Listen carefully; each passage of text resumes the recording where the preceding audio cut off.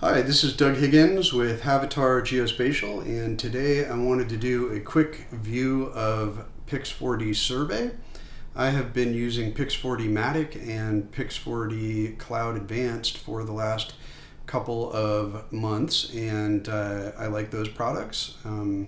They work most of the time whenever you have a homogeneous data set flown at the same elevation. It gets a little wonky with when you mix terrestrial data with the aerial data sets, but the data set I'm using for this project was captured with a Matrice 300 and a L1 LiDAR system. So what you're looking at here is L1 LiDAR data from the DJI M300 drone. And I flew it at about 130 feet. And if you zoom in here, this is the level of granularity, that we're looking at. So you can see it's pretty rich in terms of tree data, buildings, and it captures pretty well the richness of the three-dimensional environment. So let me zoom back out here. It's also worth noting that I have the point size on this set a little bit high. So the point size filter, if you go higher, will make this look more complete and give it a little richer color.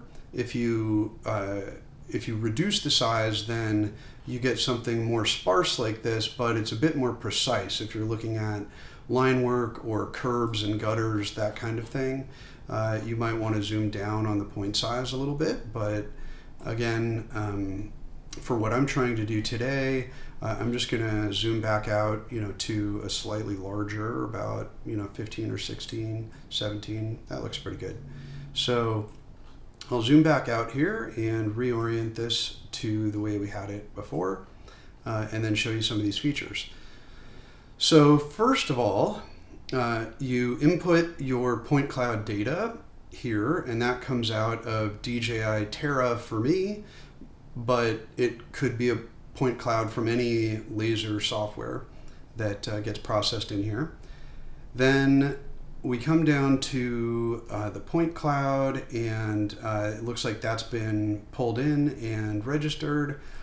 The next thing I did was I classified these points into two categories. They all come in as unclassified, and you need to classify them as terrain or non-terrain in order to generate accurate surface contours.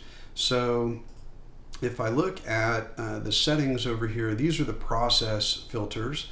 And so the first thing I did here was I detected and deleted outliers. So that's if you have a couple of random points that were erroneous, like you caught a raindrop or sprinklers or something like that in the air, then this will pull out, any noise and make it look a little bit more digestible and clean. Next, they have the terrain filter. So this is an auto classification algorithm, and I just use the default settings. You can play with this a little bit. If you have a completely flat scene like a parking lot, then something like flat would be a better choice. I have a bit of an irregular scene with a lot of topographical fluctuation, so I'm closer towards irregular, but it's not mountainous, so I'm not going all the way over. I played with the rigidity settings a little bit and settled on high. The big difference for me between the low setting and the high setting was the rooftop classification. When I set it to high, more of these rooftops were classified correctly as non-terrain than terrain. And here there were three kind of problem areas. One, on the rooftops where it went from the mansard roof that's pitched a little bit to a flat roof up high. Those were classified originally as terrain, so I had to go back and reclassify those as non-terrain. And over in this area, this is a structured parking garage, and it flows right off the street. So it's not a surprise that this was classified as terrain, but because it's structured, I changed that back to non-terrain. and then these rooftops, all came in. I think because of this flat white rooftop, the rest of this area came in as terrain. So these rooftops I had to go back and classify as non-terrain. But generally, good time-saving tool. All of the roads and golf course areas were correctly captured, which I certainly appreciate. And so a little bit of manual labor, but not too bad. The next thing analysis that the software does is this grid analysis. So it makes a grid of points based on the elevations. I've turned those off here, but if I come over to 10, and I'm skipping layers because I didn't use those, but those are areas where you can calculate stockpiles and that kind of thing. I'm not using that here. I'm just trying to generate contours, so I'm skipping straight to 10. The grid of points I disabled, but I'm going to enable that now. And if you zoom in here, you see all these little plus signs are elevation measurements that are being used, that will be used to generate the contour lines. And so that is a relatively quick but CPU intensive exercise. And it took a couple of minutes, on this computer. And then the 10 is generated from the grid of points. And that is basically a mesh of the terrain layer, which connects between all of those grids of points and gives you some of those elevation profiles. And then the contour lines are generated on top of that from the elevation changes in the 10. And I'm going to turn the 10 off now, just because it's a little easier to see these contour lines without it. But if you scroll out, and get a little more perspective here, you can see that as you'd expect, there are some pretty significant gradient changes between the golf course, which is typically built in a watershed area, and the homes above it, so that they get the views and they're out of the floodplain.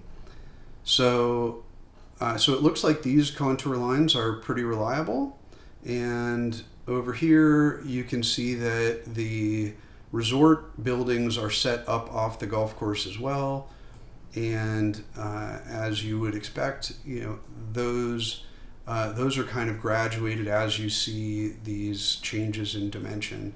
So this is a ballroom that's set a little bit up off the golf course, and then much further up, you have the main campus, which is kind of built on the top of the hill so that these all get the views over the spa pool and the golf course area. These are the main restaurant areas right here. And there's an upper deck and a lower deck, and you can see the contour lines show that they're well above the golf course level. So I think there was just one other thing. We already showed you the filter terrain, the grid of points, and the contour lines. So these were set at 3-foot intervals, and every 15 feet, there's a major grid line.